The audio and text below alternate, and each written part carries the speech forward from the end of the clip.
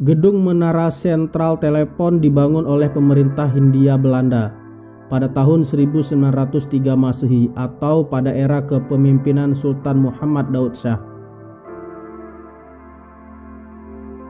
Hal tersebut berdasarkan pada angka 1903 yang tertera di bangunan.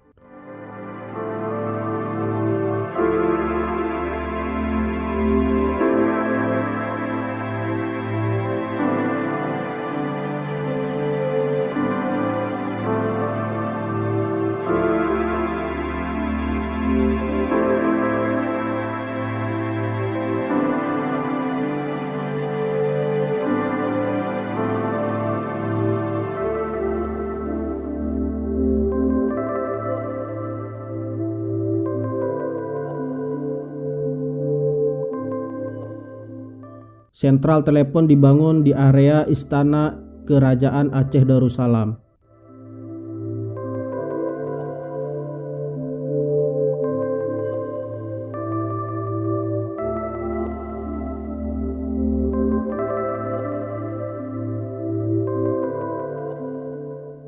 Gedung Menara Sentral Telepon dibangun oleh pemerintah Hindia Belanda yang berfungsi untuk keperluan militer.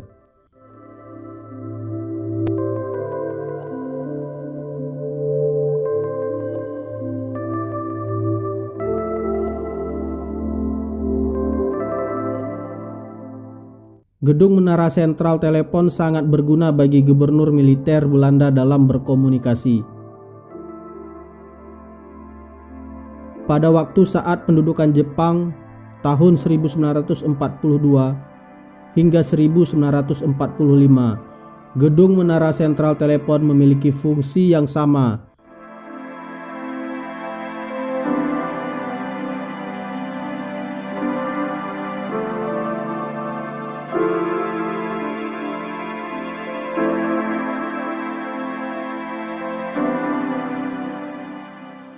Dan setelah Indonesia merdeka, Gedung Menara Sentral Telepon berfungsi sebagai kantor telepon militer Kodam 1 Iskandar Muda hingga tahun 1960 Masehi.